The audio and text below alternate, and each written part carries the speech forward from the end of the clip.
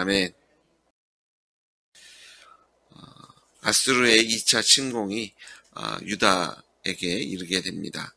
1차 침입이 있은 후 약 2년 후로 역사가들은 바라보고 있는데요. 아수르가 주전 701년에 1차로 예루살렘을 쳐들어오고요. 그리고 2년 후인 699년에 2차 침입을 한 것으로 역사가들은 보고 있습니다.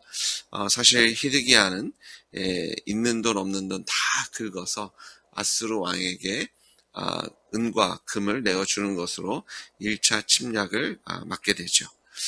그런데 정말 어마어마한 금액을 치렀음에도 불구하고 그가 얻을 수 있는 시간은 2년에 불과합니다. 그래서 처음에는 봐준 듯하고 한 것 같지만 이제 다시 쳐들어와서 하는 얘기가 네가 왜 나를 배반했느냐. 히스기야가 예루살렘 성전을 정리하고 모든 산당을 없애버리고 우상들을 다 파괴하죠. 그리고 예루살렘으로 예배를 집중하고 또 그가 이 아수르에게 조공을 바치는 것을 멈추게 됩니다. 그럴 때 계속해서 그런 믿음을 지켰으면 좋았는데 어느 정도 시간이 지나고 그런 시간이 지나는 것 속에 이제 사마리아가 망하는 것을 눈으로 보게 되죠. 그리고 거대한 그런 군대를 보게 됩니다. 그리고 그가 두려운 마음에 이제 돈으로 뇌물을 주는 것으로 이 전쟁을 피하게 되죠. 하나님을 경외하고 하나님을 찾고 구하는 것으로 승리했어야 하는데 하나님께 나아가지 않습니다. 그리고 2년 후가 이제 1차 침입이 지난 후에 다시 침공해 왔을 때는 더 큰 군대를 가지고 온 것 아닌가라고 생각될 정도로 아주 너희들이 아수르에게는 패할 것이다. 그걸 당연히 여기듯이 이제 전쟁을 치르기 실제적으로 싸우기 전에 이제 심리전을 먼저 하고 있는 것을 보게 됩니다. 이 랍사게가 그런 아수르의 그 장군 중에 하나가 이제 일어나서 예루살렘에 있는 백성들, 특별히 이제 히스기야가 보낸 그런 유다의 사자들과 얘기를 하는데 단지 그들만 들을 수 있게 얘기하는 것이 아니라 예루살렘에 있는 사람들이 다 들을 수 있을 정도로 아주 큰 소리로 또 예루살렘에 있는 사람들이 알아들을 수 있는 히브리어로 이야기하고 있는 것을 우리가 보게 됩니다. 그는 이스라엘을 유다 땅을 조롱하고 있는 것을 보게 되죠. 아주 언어가 교묘합니다. 히스기야 왕을 부를 때는 동네 친구 부르듯이 히스기야라고 하고요. 자신이 섬기는 왕은 압수르 왕, 대왕, 위대한 왕, 이런 얘기를 붙이면서 아수르와 그리고 유다의 그런 무게가, 크기가 이렇게 다르다. 내가 모시는 왕은 대왕이지만 너희는 그냥 나는 신하지만 동등되게 이름을 막 부를 수 있는 너희들에게 무슨 힘이 있겠느냐. 그런 심리적인 압박을 하고 있는데요. 얼마나 조리 있게 그리고 사람들의 마음을 흔들어 놓을 그런 교묘한 언변으로 다가오는지 열왕기하 18장 21절에 보시면 저 상한 갈 때 지팡이 애굽을 의뢰하느냐. 자, 지금 전쟁을 하러 왔는데 우리가 온 것이 우리의 이득을 위한 것이 너희가 먼저 배반한 것 아니냐. 그러면서 어떻게 너희가 감히 우리를 배반할 수 있느냐. 혹시 애굽을 의지하고 있는 것이냐. 그런데 애굽은 상한 갈 때 지팡이 같고 그리고 그들이 동맹을 맺었다는 나라를 제대로 도와준 적이 있느냐? 오히려 그 애굽이 그런 동맹한 나라들에게 이 가시가 돼서 손을 찌르고 더 어렵게 한 것을 너희들이 알지 못하느냐? 너희들이 도대체 의지할 게 누가 있다고 우리를 배반했느냐라고 이야기하고 있습니다. 먼저 아마도 이스라엘은 주변 국가의 연합을 꾀했을 겁니다. 그래서 애굽이나 이디오피아나 이런 나라들에게 동맹을 맺고 있었던 것이 사실일 것이고요. 이 랍사게는 이것을 빚고 와서 너희들이 그렇게 할지라도 이 전쟁에서 승리할 수 있을 거라고 생각하느냐? 아니다라고 얘기하고 있는 것을 보게 되고요. 그의 공격은 여기서 끝나는 것이 아니라 22절에 보시면 그럼 이 애굽이 아니면 혹시 너희의 하나님 여호와를 의뢰한다고 얘기하는 것이냐? 우리도 안다. 히스기야가 예배를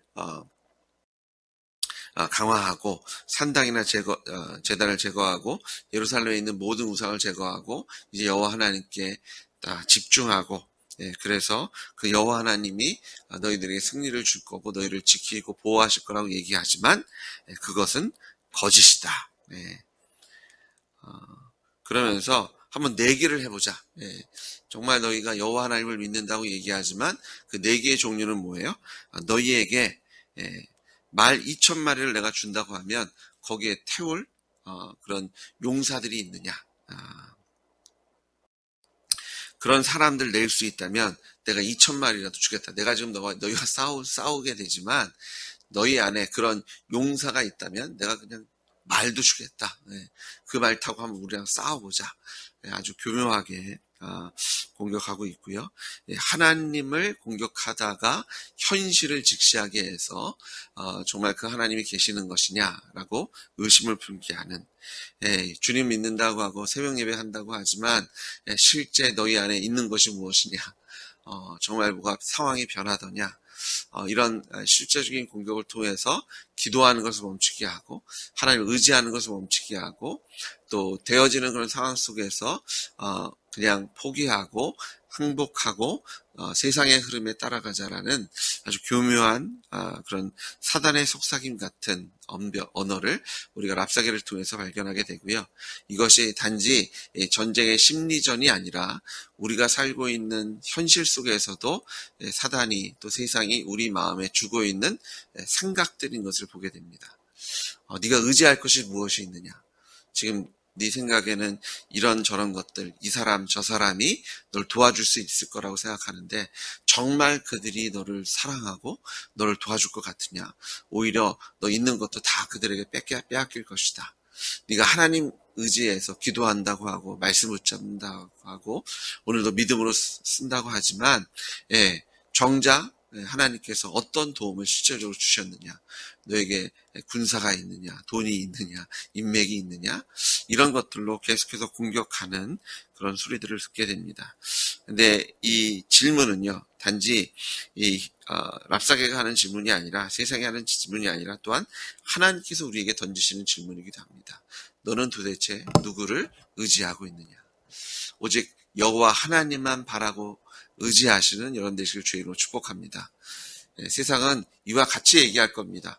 사실 손에 뭐 의지할 게 있느냐?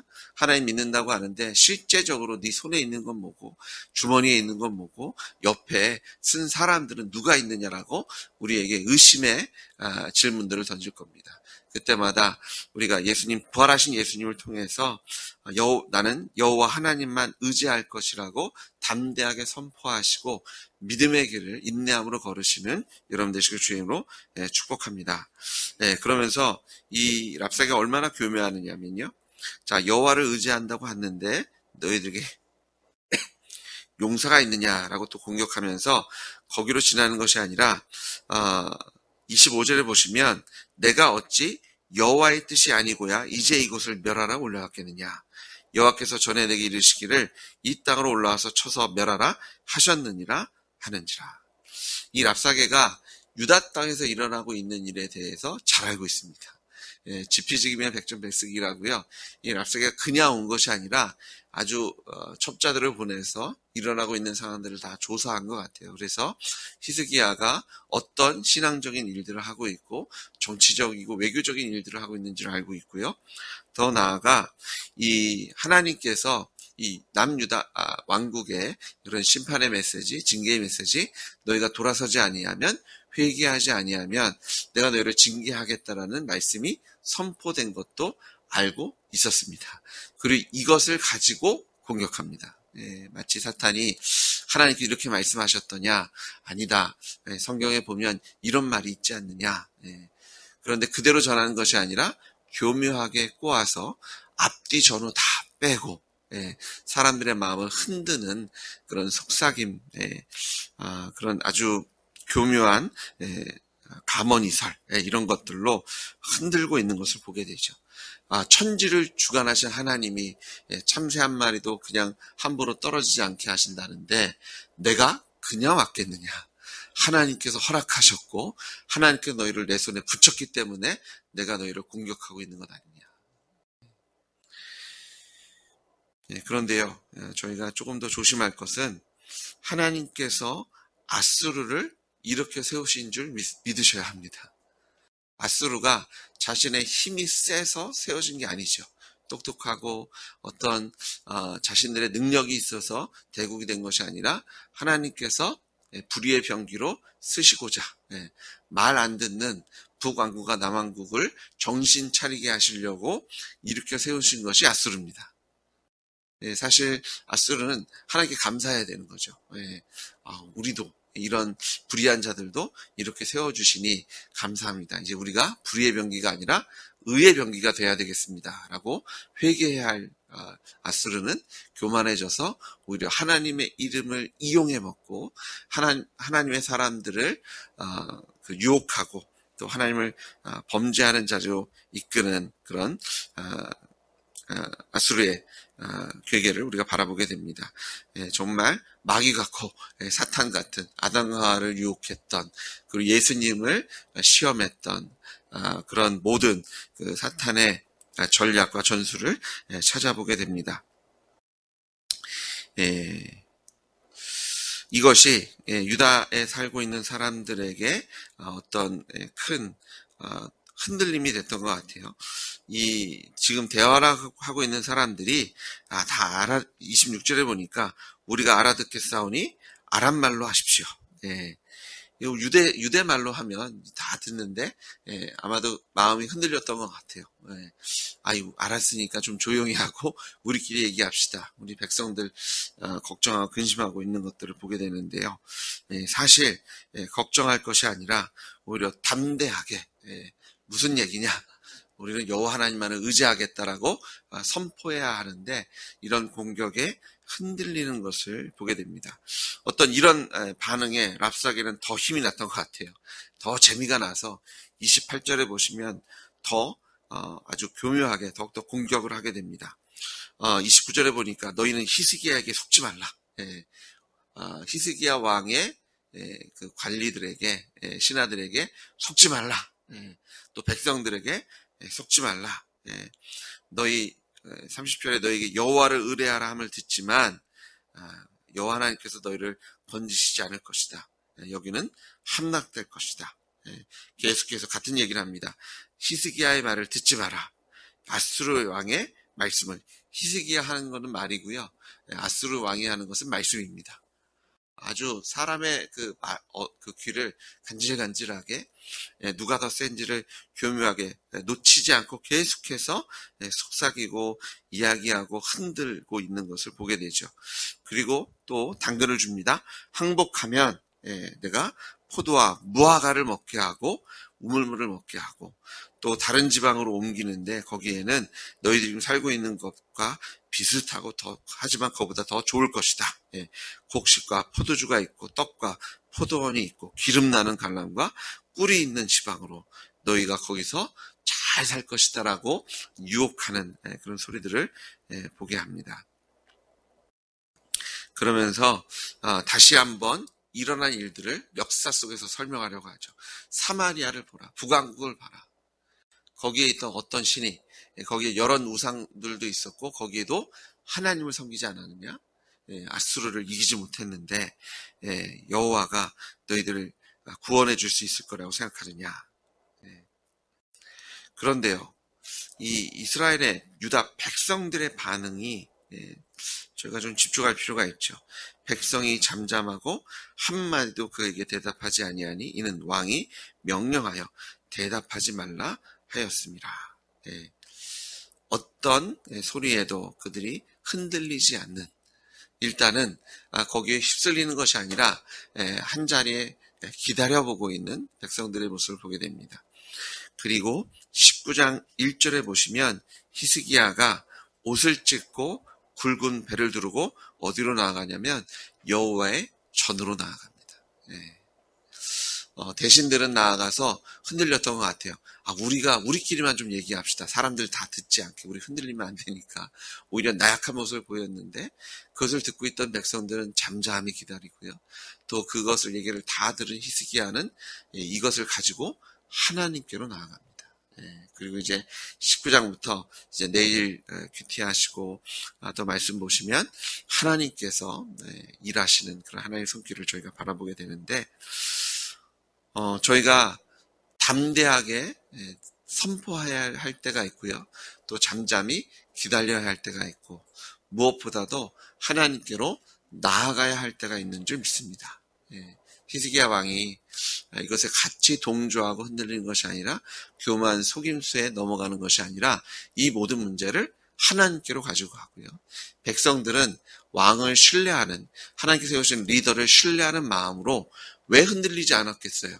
그들도 눈이 있는데 대군이 앞에 있고요. 얘기하는데 이게 또 그럴듯하잖아요. 북왕국도 망했고 누구를 의지해도 또 역사 속에서 보면 애굽이 자기들에게 온전한 편이 된 적도 없고 지금 이런저런 외교를 하고 있는 것도 알고 있지만 정말 그들이 아수를 이길 수 있을까? 파죽지세로 몰고 오고 어떻게 보면 그 당시에 전 세계라고 볼 수 있는 땅덩어리를 다 통치하고 이제 남은 게 보이는 게 애굽 정도? 애굽도 근데 변변치 않아 보이고 이게 될까? 더 안타까운 것은 2년 전에 있는 듯 없는 듯 다 긁어가지고 무마했는데 이제는 사실은 그럴 돈도 없고 정말 싸워야 할 것 같은데 이게 될까? 근데 백성들이 잠잠합니다. 그리고 리더는 하나님께로 나아갑니다.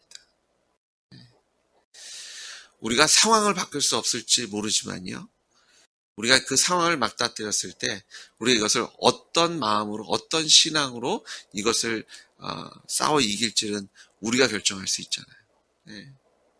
예수님 부활하셨는데 우리가 두려워하고 주저주저 변명하고 어떻게든 그 사람 마음 누그러뜨려서 그냥 잘 넘어가려고 이런 거 아니라 옷을 찢고 하나님께 나아가고 또 하나님께 세우신 하나님의 사람을 통해서 선포되어진 하나님의 말씀을 들으시고 믿음의 자리에 서시는 여러분 되시길 주님으로 축복합니다.